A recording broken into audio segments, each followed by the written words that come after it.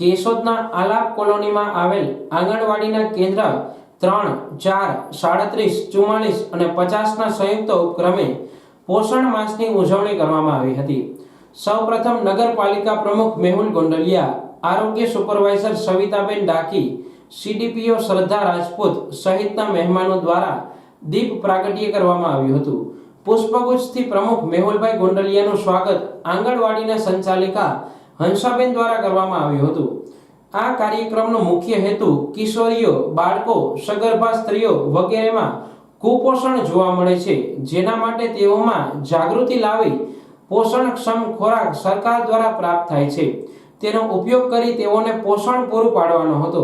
મોદીજીએ આપેલ સૂત્ર મુજબ એક પેડ માં કે નામ અંતર્ગત મેહુલભાઈ ગોંડલિયા તથા આંગણવાડીના બહેનો દ્વારા વૃક્ષારોપણ કરવામાં આવ્યું હતું। આ કાર્યક્રમને સફળ બનાવવા આરોગ્ય સુપરવાઇઝર સવિતાબેન ડાકી, અંજનાબેન જોરા, ખટારિયા ઉમાબેન, ચુડાસમા પારુલબેને ભારે જહેમત ઉઠાવી હતી।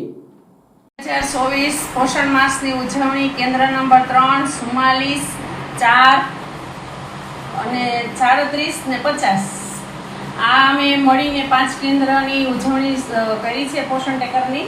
અને સીડીપીઓ હાજર હતા, નગરપાલિકાના પ્રમુખ અને આખો આઈસીડીએસનો સ્ટાફ તમામ મળી અને લાભાર્થી સગર્ભા બહેનો, ધાત્રી માતાઓ, બાળકો, નવાલીઓ બધાને ભેગા મળી વાનગીની કિશોરીઓએ, સગર્ભાએ બધાએ ભાગ લીધેલો છે।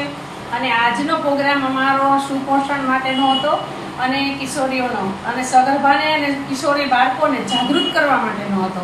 કેમ કે અમારા પોષણ ટેકરમાંથી અમારે આંગલ આઈસીડીએસમાં આવતા બાલભોગ, પૂર્ણાશક્તિ અને માતૃશક્તિ એનો કેવી રીતે ઉપયોગ કરવો એના માટેના સમજૂતી આપેલી છે અને સહ મળી અને વૃક્ષારોપણ કરેલું છે।